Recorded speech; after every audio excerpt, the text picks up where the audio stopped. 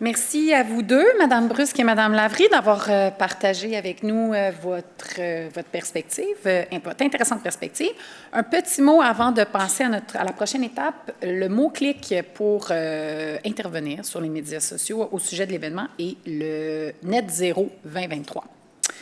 Donc, c'est maintenant l'heure de notre première table ronde. Donc, nous aimerions inviter le modérateur Simon Donner, qui est un membre du groupe consultatif pour la carboneutralité et professeur à l'Université de la Colombie-Britannique, à monter sur scène avec les panélistes afin d'explorer la question de la réglementation des véhicules zéro émission.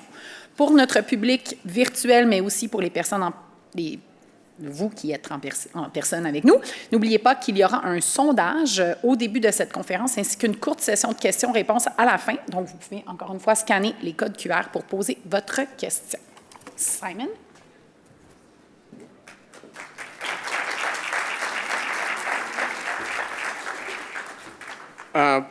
Thanks, everyone. I want to just start by inviting our panelists up. And it's Brian Kingston, President and CEO of the Canadian Vehicle Manufacturers Association. Joanna Kriasitz, who's the Director of Public Affairs at Clean Energy Canada. And Katja Rhodes, who's a Climate Policy Professor at the University of Victoria. And I think if we can all just take the seats on the left, and I'll just grab this one on the right.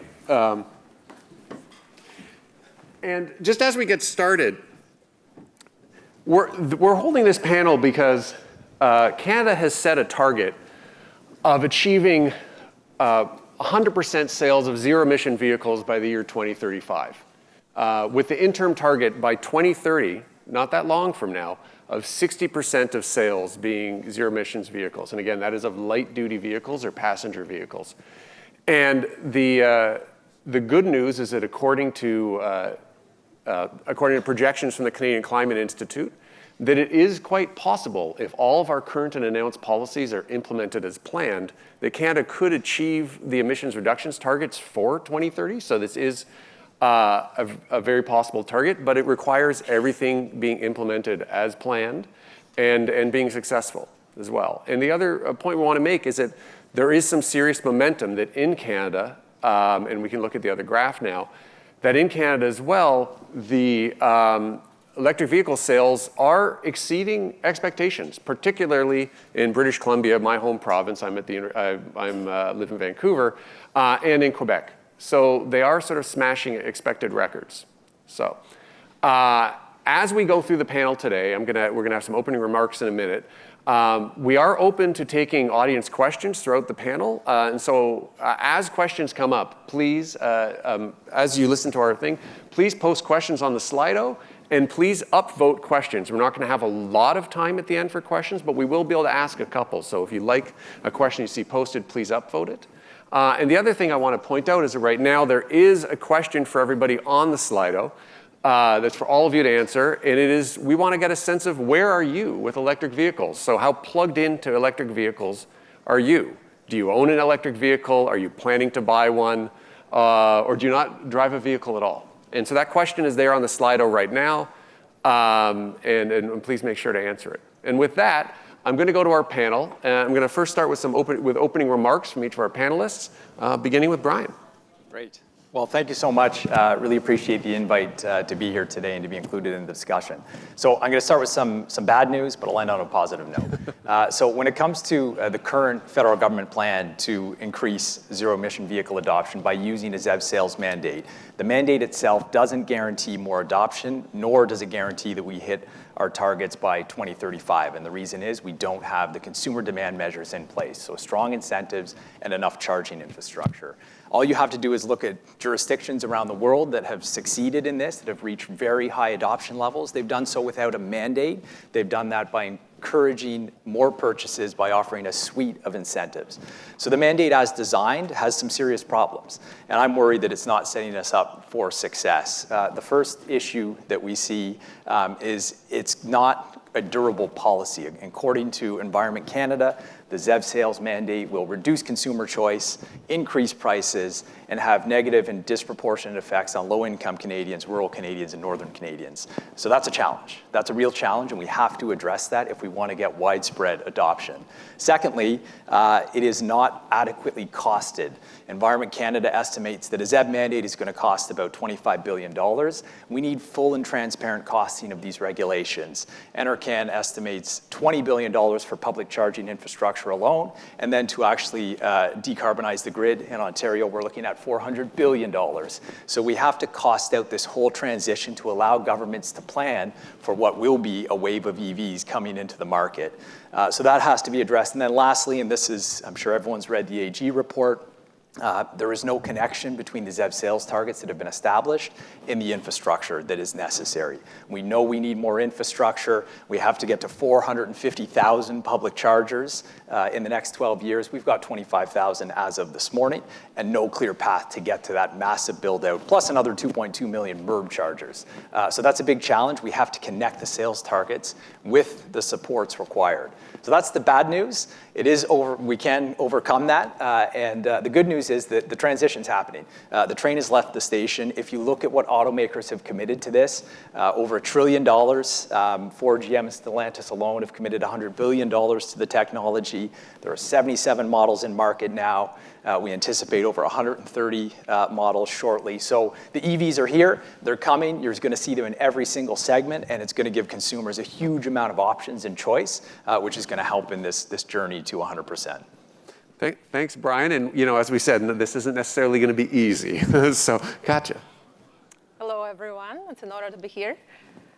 The transition to zero-emission vehicles in Canada is well-intentioned and supported by a suite of strong climate policies, including draft regulations to achieve 100% zero-emission vehicle sales by 2035, carbon pricing, and vehicle purchase subsidies. Rigorous academic studies and independent public reports confirm these policies align with Canada's intentions to meet net zero emission targets. The zero-emission vehicle sales mandate, in particular, offers a very powerful signal to automakers to channel their efforts into electric vehicle innovation, bringing down costs to consumers and increasing vehicle variety and availability across all provinces and territories in Canada. Under this policy, vehicle manufacturers are required to reduce the price of electric vehicles by increasing markups on more expensive luxury and oil-burning cars. So in other words, instead of taxpayers subsidizing the transition, wealthier consumers who can afford a mid-priced EV, but instead buy an oil-burning car or a luxury car, sponsor the transition to climate-friendly vehicles. This policy is also fair to auto manufacturers and sellers because everyone is regulated equally, with those who are able to transition their production and sales to electric vehicles faster being rewarded with extra credits. For this and many other good reasons, over 40 countries around the world and over 50 cities and subnational governments have already implemented 100% zero-emission vehicle sales targets by 2035, in line with the recommendations of the International Energy Agency. In Canada, provinces of British Columbia and Quebec have pioneered the implementation of strict zero-emission vehicle standards, giving their economies a competitive advantage to deliver electric vehicles to the people who want them and need them sooner. Research shows that right now, more than 60% of Canadians want their next car to be an electric vehicle. Meeting this consumer expectation while also achieving climate targets is possible with the zero-emission vehicle sales mandate and a few other supportive policies. Thank you. Thank you, Joanna.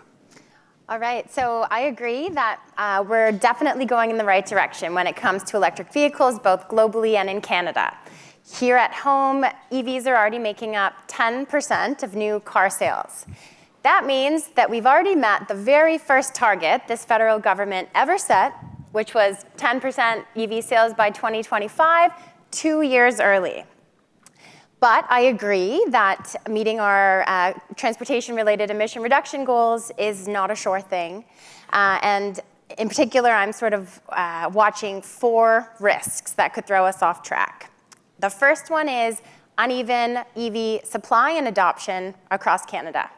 British Columbia and Quebec, as we saw in that chart, have long been and continue to do the heavy lifting when it comes to EV uptake in Canada. They've got the best policy packages in place. They are responsible for a disproportionate percentage of sales, and they're where a good chunk of Canada's EV inventory lives. If we want to meet our national targets, we need to start seeing EV adoption in other provinces start to catch up. Second risk is affordability.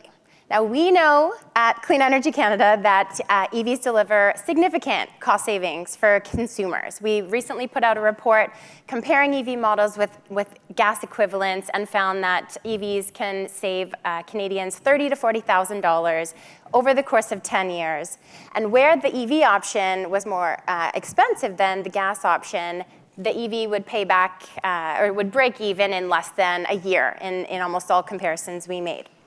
But, of course, in this high-interest environment, Canadians are feeling the pinch on all of their expenditures, and we need to see car makers stop focusing just on the luxury segments and start delivering those affordable EVs to mainstream consumers. We also need to see policies evolve to better help low- and middle-income Canadians go electric. Third risk is misinformation. So as EVs are rising in popularity, we're also seeing a massive rise in the misinformation that's being spread about them.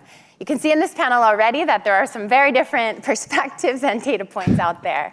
But I'm watching, for instance, in the US, former President Donald Trump has taken up trashing EVs and spreading false claims about them. In that country, EV ownership very highly correlates to voting intention. So there's a real risk of EVs being pulled into culture wars and being politicized and ultimately impacting consumer demand. Now, we need to be vigilant in Canada to make sure that doesn't happen by combating misinformation and ensuring that our politicians of all political stripes know that EVs are consumer cost-saving, emission-reducing, economy-building solutions. Last risk is the US election, again, related to Donald Trump. So one of the best policies that Canada already has in place to reduce vehicle emissions is the US tailpipe emission standards that Canada adopts. Now, Biden has proposed ambitious rules for the next few model years. They do not get us to Canada's target of 100% ZEV sales by 2035, but they're good. Automakers are lobbying to weaken those proposed rules, and if Trump gets reelected, he'll almost certainly roll them back like he did last time. So we need a backstop policy in place in Canada to secure our clean car future while the US's remains uncertain. Now, last point I'll make is I'm pretty sure the modeling that we put up there assumes the national ZEV mandate is in place in Canada. That's not a done deal.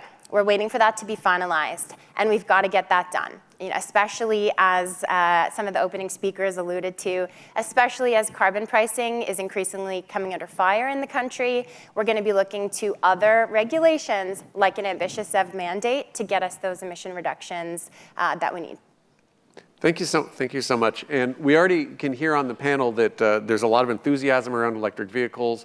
And clearly, there's being a change in the vehicle mix in Canada, but there's a lot of obstacles. We don't all agree. So I'm curious, EV sales are accelerating. And so what, in possibly even really overperforming a lot of people's expectations. And I'd like to get a sense of the panel's thinking about what is explaining this then. We'll start with you, Brian. Sure, yeah, I think a large portion of that is the fact that you just see more and more EVs in the market in a range of segments. So if you look back to 2012, in Canada, we had 3 models. 10 years later, 77. And if you look at the different configurations of the models that are available now, we're in excess of 160 configurations. And what's really exciting is that it's not just, you think about your traditional early adopter EV, a small car with a limited range. That world is completely behind us now. North Americans love large vehicles. As we know, over 80% of sales in Canada are in the light truck category, so pickup trucks and SUVs, crossovers. You're now seeing electrified versions of those with ranges, the Ford F-150 Lightning can give you a range of 500 kilometers. So I think what's happening is you see automakers provide more and more of these types of options to consumers. People that may not have ever considered an EV are looking out there in the market and going, wait a minute, that vehicle actually could fit my lifestyle. And I think that's only going to get better over the coming years as we see more and more options. So I think that's been a big driver of the increase in sales that we've seen. So Katya, I'm wondering what you think about this, because we're hearing what the manufacturers are doing. Why do you think it's happening? The highest electric vehicle sales are concentrated in 3 main markets. That's China, Europe, and the United States. In all 3 markets, there are strong climate policies in place that give vehicle sellers policy certainty about the needed EV production levels. So in China, there is a new energy vehicle regulation that mimics the California Zero Emission Vehicle sales mandate, but with higher targets. In Europe, there is a Fit for 55 legislation that also has 100% zero-emission vehicle targets by 2035. And in the US, there is no national mandate, but there are 14 sub-national zero-emission vehicle sales mandates, and there is the Inflation Reduction Act. So all of these programs taken together are expected to increase electric vehicle market shares this decade and beyond. And the sad lesson here is that the auto manufacturing industry, for all their sophisticated marketing and analysis, has completely misread the market and the power of strong climate policy. So that's interesting. So Joanna, so Katya is saying that, you know, the countries with the strongest climate policies, that's where you're seeing the move, the shift to electric vehicles, change in manufacturing, change in sales. How important are these mandates for just industrial competitiveness, you know, for Canada versus other parts of the world? Yeah, well, a ZEV mandate helps to grow the domestic market for EVs, right? And when we're competing for global investment, it helps to justify EV and battery-related investments coming into each market when they know they're going to be buyers for the products they're selling. Now, the US has seen $160 billion in investment in the auto and EV battery supply chain since the signing of the US IRA. Canada, as Brian is often, celebrating, has attracted, or its auto sector has attracted $26 billion in just the past 2 to 3 years in mostly EV and battery-related investments. Now, I'll note that the vast majority of that investment has been announced since the government committed to a ZEV mandate, but also say that having a robust market here is going to help support that growing industry. Brian, would you like to respond? I have to respond to that. Look, the policy of a ZEV mandate has a negative impact on our industrial competitiveness. Automakers don't come to Canada to build vehicles here because Canada is this huge market. We export to the United States. 90% plus of all production in Canada goes into the United States. And this is the reason our economy is as prosperous as it is. We sit beside the largest market in the world. So the ZEV mandate actually has a negative impact. Since really the 1960s, every government has understood that having aligned regulations with the United States helps to increase our overall competitiveness and make us a destination to attract that investment into Canada. So if we take different approaches by implementing, it's not just a federal ZEV mandate. Think about what you have to comply with in this country now. We've got a mandate in BC, which is misaligned with the mandate in Quebec, which is misaligned with the mandate that's coming in federally. This is not what you would call a common competitive market. This is a very challenging business environment. So the idea that a ZEV mandate has any impact on investment attraction, absolutely not. In fact, it does the opposite. So I wonder, Katya, if you could split the difference on this here. Yeah, for sure. I hear Brian's concerns. So how the policy works is that it affects demand for cars, and supply can come from anywhere. Cars can be imported, which is what's happening in Canada. But the federal government has a clear goal to revive our auto manufacturing industry here. And as a result, the government of Canada and the government of Ontario have now emphasized EV investments as a central pillar in their industrial policies. And we're already seeing the effects. We see that several Ontario plants have been converted into electric vehicle assembly lines. Canada has just invested into the construction of an electric vehicle battery facility in Montreal. And all of the research and rigorous studies show that under the most strict technology-specific ZEV mandate, there are absolute profits in the industry. At least they don't decline. And with a really carefully designed climate policy mix, we can help the industry to transition. We already help, and we have ZEV subsidies in place that help industry to reduce the cost of EV production. Well, thank you for that. And I want to point out that the results from the first Slido poll are up, and our question was, how plugged into EVs are you?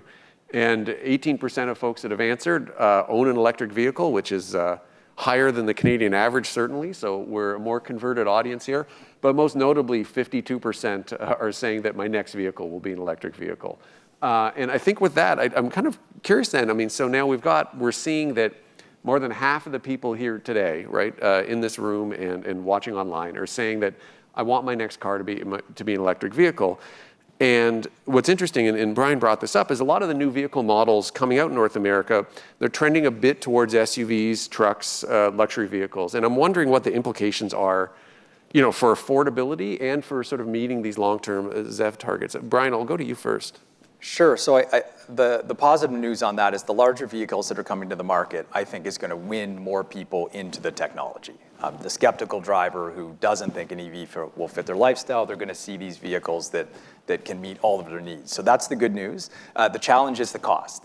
So if you think about an electrified pickup truck and you look at the battery size of that vehicle to deliver as close to a gas-powered vehicle range as possible, that battery is large and it is very expensive right now. So that's driving those higher costs. Over time, of course, battery technology is getting better and better. The science isn't settled yet on what ultimately the right battery chemistry will be, and we may see someone come forward with something completely innovative that we hadn't expected, which is going to bring costs down even more. But that will be a challenge over the next few years with these larger vehicles. And the other thing driving cost, of course, is just the minerals. We need minerals. The demand for minerals is absolutely skyrocketing right now. In excess of 300 mines need to come online to feed these supply chains. So that will work itself out, but we're seeing some real fluctuations right now in input costs and hence the price of vehicles. Yeah, I'll go to Joanna, to you next. I mean, do you have concerns? I mean, we heard about some of the costs and benefits here about this sort of trend to what models are being made. Yeah, so I agree with Brian. It's great to give consumers more choice, and that's the direction we're going. But focusing, mostly or solely on luxury vehicles and larger vehicles like SUVs and pickups could potentially slow the transition because, what Canadians are also looking for are affordable vehicles, right? And we're not really seeing enough of those budget EVs being prioritized in automakers' plans, and where they did have plans, they're sort of backtracking on them. But I'll just give you one example. We were interested to see when GM in June announced that it was going to be canceling the Chevy Bolt. ISEV claims, that's the federal rebate, the claims that went towards Chevy Bolts increased 7 times year over year. And what I saw there was that's Canadians clamoring for one of the few affordable EVs that are out there on the market. So this will really be decisive in terms of seeing mainstream buyers going electric. Yeah, and the Bolts are sort of like a family sedan, I guess you could say. Fair to say. And next, Katya, I wonder what you think about this. I agree with both Brian and Joanna regarding opening up the market to a greater number of consumers. People who want to get a bigger car can get it, and that helps meet the targets under the ZEV mandate. What we need to remember is that the people who want to buy a bigger car are usually wealthier people. It's not the majority of Canadians. And so if these wealthy people want a luxury car or a bigger car, those are the people who are cross-subsidizing the transition because they're willing to pay more for a bigger, more expensive vehicle, and that helps reduce the price of low to mid-priced vehicles. And finally, the industry knows that these people exist, so it will increase very aggressively its advertising towards the people who want to buy bigger vehicles. And as a result, we will see more advertising of all sorts of vehicles and advertising for gasoline vehicles disappearing over time. So I wonder, Katya, if I could come back to you on this. We've talked about the ZEV mandate. There's some disagreement here on the panel about its effectiveness. I'm wondering, in addition to the ZEV mandate, are there other complementary policy measures? It's not the only thing Canada is doing that would help meet these sort of long-term goals and targets, whether it's related to charging infrastructure, supply chains, et cetera. Are there other measures that you would recommend? Yeah, absolutely. So any other measures should not be seen as a deal breaker, though. The ZEV mandate is the main policy to achieve our targets. So deployment of infrastructure, charging infrastructure in homes, at work, in public spaces, some support with that would be appreciated. Vehicle end-of-use policies for internal combustion engine vehicles would be also helpful to accelerate the transition, to increase the rates of scrappage of existing vehicles. We have subsidies in place. I'm not saying that we need many more subsidies to continue into the future, but these subsidies help consumers reduce the cost of the price of buying the electric vehicle. And then finally, electric vehicles are just one part of the solution. We really need to build more sustainable communities with shorter commute times and enable mode switching to public transit and biking. Absolutely, thank you. I don't know if you, Brian, if you have a response Sure. to that. Yeah, I mean, look, charging infrastructure, that's going to be key. If you look at the on-road fleet right now, and sometimes this gets missed, we've hit 10%, which is great in terms of new vehicle sales, but the on-road fleet of EVs is 1.4%. There's about 375,000 EVs on the road. So very small when you look at the overall size of the fleet. And we want to get to 12 million on the road in 12 short years. So that is a huge jump. And we're already seeing these frictions with charging infrastructure. We've got reliability issues. We've got challenges with the actual amount of infrastructure that's at high visibility places. I spend way too much time driving on the 401. It's great that you've got the charging stations at the en routes, but we've got such a small on-road fleet. Imagine what that's going to need to look like when you've got 12 million vehicles on the road. So we have to build far more infrastructure at a far faster pace if we're going to get close to these targets. And on top of that, and I'm guilty of spending too much time focused on public-facing charging infrastructure, but we got to talk about the grid. How are we going to support this? Are we going to be able to upgrade all the transformers to support these large charging stations? You think about a high-volume truck stop, we're talking about 30 megawatts of electricity. That's the same electricity consumption of a small town. Let's plan for that now because it's coming, and we got to make sure that the last thing we want a consumer to do is to switch to an EV, which is a hard thing to make that switch. They do it, they install the home charging, but then have convenience issues and go back to gas, because then winning that consumer back to an electric is going to be even harder. So let's get rid of those frictions and really focus on infrastructure. Yeah, it's interesting. So Brian's speaking to, you're speaking to some of the public uncertainty that's out there. And I would say that there's really sort of a lot of myths about EVs. We've referred to this a little bit already on this panel. I wonder, as we close and go to the audience questions, we got 3 experts on electric vehicles here, on vehicles in general here. What is the one myth that bothers each of you the most that you would love to debunk? I wonder if, Joanna, if we could start with you. Sure. I might just pick up on the charging conversation. So I do agree that we need to further build out our charging network, but I do think that the concerns are overblown. So 80 to 90% of charging happens at home, overnight. It's way more convenient than going to a gas station, right? Like the one road trip that I take from Ottawa to Toronto to visit my parents, and the extra 20 minutes that I might have to wait at the en route to plug in my EV, is that inconvenience is far outweighed by all the weekly and monthly trips that I get to skip to the gas station. Second is that we are making a lot of progress on the public charging network. So the Environment Commissioner report that came out the other day, yes, it had some news about the types of gaps we still need to fill, but what it did find that nobody's paying attention to is the federal government's actually on track to meet its target of putting in 85,000 charging stations by 2026. Like, that's pretty remarkable, and that's a fourfold increase in just a few years. And then the other thing is that it's not just up to the federal government to do this, right? Private sector plays a role, and we're seeing great advancements there as well. Tesla's going to be opening up its supercharger network in the next year or so. There's coalescing around what charging standard is going to come out ahead, which is, the Tesla one. And so automakers are going to start making their vehicles to be compatible with that starting, I think, in 2025. There's a bunch of things going on. I think we're going to see charging's already relatively convenient, and we're going to see a lot of improvements in the near future.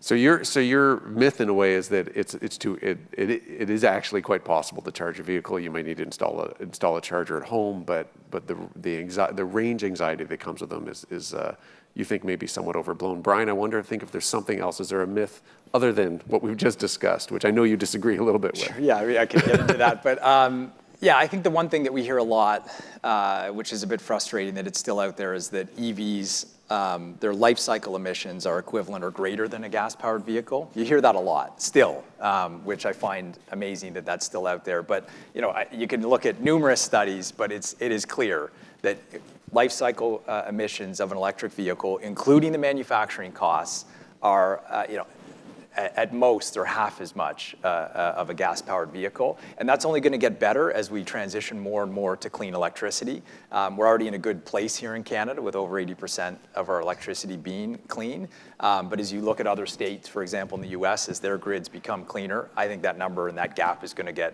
get bigger. So I just hate that it's still out there, but it is absolutely a myth. EVs are far better on an emissions performance through their life cycle than a gas-powered vehicle. Yeah, that's one of the ones that bothers me the most. Katja, I wonder if there's one you want to talk about. Yeah, I would like to tackle the myth of what Brian said in his opening remarks regarding the cost to consumers. The reality is that if you look at jurisdictions like the province of British Columbia and Quebec that have the highest electric vehicle sales, those are the sales that are also dominated by lower or mid-priced electric vehicles. So the policy requires car manufacturers and sellers to reduce the price of electric vehicles, or they have to pay the fine as large as $20,000 per gasoline vehicle sold in excess of the mandated target. So in other words, there is huge incentive and huge certainty for investors that there is no risk, that there is full compliance, and therefore high demand for electric vehicles. There is a motivation to innovate. And so the good news for vehicle manufacturers, investment risks are lowered, and therefore they can finally feel good about talking about electric vehicles to younger generations. No, thank you. And so we're basically hearing that, at least from one of our panelists, that charging is quite possible, is quite possible and easy to do at your home and convenient in other parts of the country, that EVs are lower emitting than gas vehicles over their life cycle, and that the cost concerns over the life cycle of you using the vehicle are lower than people perhaps assume. I do want to go to a couple of the audience questions. The question that was voted up the most by the audience was, people are wondering, how can we make sure that the conversation around EVs doesn't overshadow the need, in the words of the folks writing here, to reduce our reliance on personal vehicles, whether they're EVs or not, and the associated infrastructure involved, and to sort of build more sustainable communities and improve reliance on and use of public transport. I wonder if folks on the panel have a thought about this. Brian, I know this is probably a touchy issue for you. Well, look, I mean, we're in the business of building vehicles that consumers want and need. Of course, there are other forms of transportation infrastructure that have a role to play in this, but I suspect some of the other panelists are better suited to the question. Joanna. I'll jump in. I think, yes, we hear this a lot. EVs are not a silver bullet, but they are necessary if we're going to meet our net zero emissions by 2050. Not everybody can afford a house that is nearby where they work and where they live. So it's got to be an all of the above approach. We need to invest in public transit, ideally electrified. We need to be investing in active transportation. We need to be building our communities in different ways to reduce reliance on vehicles for sure. And I've been loving watching what's going on with the Housing Accelerator Fund recently and some of the conditions that are going on there, which is going to help improve density in some of the major cities in Canada. So that's the sort of trend you can watch. And speaking with local municipalities and communities is going to be probably one of the most effective things that we can do, because that's where a lot of the policy change needs to happen. I'll point out our own example. We don't own a vehicle, but we do drive electric vehicles because we belong to a co-op that has them. So the other audience question I wanted to go to is that the point is, we've heard already from the audience, from the panel, Katja's talked about this, that obviously EVs exist, but in practice they're unavailable or much harder to get outside of Quebec and British Columbia. And the audience is wondering what is being done to assure better availability in other provinces. Katja. The zero emission vehicle sales mandate will ensure that more than 60% of electric vehicle sales go to provinces outside of British Columbia in Canada. This is the only way to bring vehicles to these jurisdictions. Because otherwise it just seems that the jurisdictions are sort of fighting for the vehicles. Vehicle manufacturers target and prioritize places with policy certainty where investments are guaranteed. Joanna, sure. We'll go to you afterwards. I know what Brian's going to say. So rebates are important, absolutely, but zero emission vehicle mandate is by far and away the most effective policy. We're seeing it play out in Canada. Many provinces offer rebates, and yet they do not have anywhere near the uptake that we're seeing in Quebec and BC, where the ZEV mandate is in place. Take Nova Scotia, for example. They offer some of the most generous rebates in the country and have some of the lowest levels of uptake. And so you need both. You can't, rebates aren't going to work if you have no EVs available to use them on. We're going to go to you in a second, Brian, but I do want to say there's one other Slido poll. Love if people could fill out, especially all of you online. We're wondering, in one or two words, what would most persuade you to switch to an electric vehicle? Or if you do already have one, what was the, one thing that most persuaded you to make that switch? And so that's up on Slido. As people put in their things, we'll post a word cloud on the screen. So, but Brian, wondering, what are you thinking about this sort of provincial bias in vehicle availability? Look, vehicle supply is directly related to demand. Dealerships are independent businesses, and so a dealership that has people coming in constantly saying, I'd like an EV, it is in their interests to carry EVs in their inventory. In parts of the country, I was just driving by a rural dealership that sells majority pickup trucks. You're lucky to get one person coming in a year who wants an electric vehicle. As a dealer, as a business person, does it make sense to finance a large inventory of electric vehicles that sit on your lot for months and months? So this idea that you need a regulation to somehow increase supply, absolutely not. As demand increases with strong incentives and more infrastructure, you will see the supply. And if you look right now at the manufacturing plans in North America, we're going to be up to annual production of 8 million EVs a year by the end of this decade. Yes, there have been inventory challenges recently, but that's because we've gone through a global pandemic and a semiconductor shortage, which has impacted vehicle inventories across the board. And we're still working out of that, but inventories are actually in pretty good shape right now. So this idea that you need a regulatory mechanism to increase inventory, absolutely not. This is happening. Inventories are getting better. We've got to boost demand, and you'll see more and more sitting on dealerships. So I'm curious, and I want to go to some of our other panelists about this question.